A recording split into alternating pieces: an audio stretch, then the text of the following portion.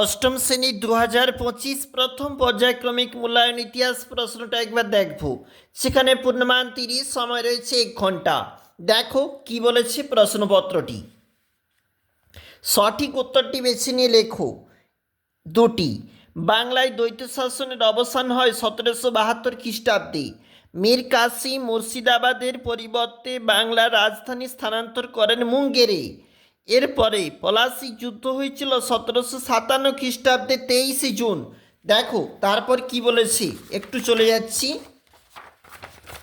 এটা হচ্ছে পরবর্তী পেজ। এখানে প্রশ্ন, ঔরঙ্গজেবের শাসনকালে মুর্শিদ কুলি খান ছিলেন বাংলার দেওয়ান। অধীনতামূলক মিত্রতা নীতির প্রবর্তক লর্ড ওয়েলেসলি।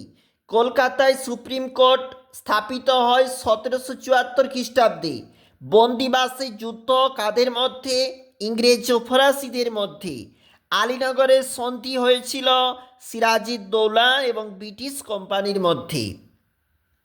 কে কবে হায়দ্রাবাদে আঞ্চলিক শাসন প্রতিষ্ঠা করেন?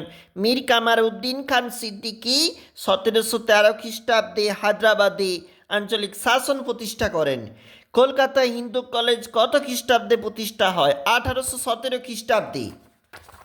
এখানে বলেছে দেখো প্রশ্ন, তৃতীয় অঙ্গ মারাঠা যুদ্ধের ফলাফল, দ্বৈত শাসন ব্যবস্থা, কর্নওয়ালিসে সিভিল সার্ভিস চালুর পদ্ধতি, কারণ কোম্পানি শাসনে জমি জরিপের জেমস রেনেলের ভূমিকা।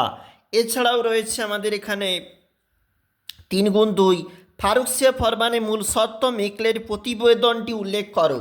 চলে যাব পরের যে প্রশ্ন রয়েছে, দেখো এই যে পেজটা রয়েছে এবং এখানে ভারতে পাশ্চাত্য শিক্ষা বিস্তারে ব্যাপটিস্ট মিশনের ভূমিকা 5 নম্বরের প্রশ্ন। ওয়ারেন হেস্টিং লর্ড কর্নওয়ালিসের বিচার ব্যবস্থা তুলনামূলক আলোচনা। এছাড়াও বক্সারের যুদ্ধের গুরুত্ব বা পানিপথের যুদ্ধে পলাশির যুদ্ধের কারণ এবং তার ফলাফল। অবশ্যই দেখবে পরীক্ষার জন্য ফার্স্ট ইউনিট 2025, যেখানে অষ্টম শ্রেণী ইতিহাস।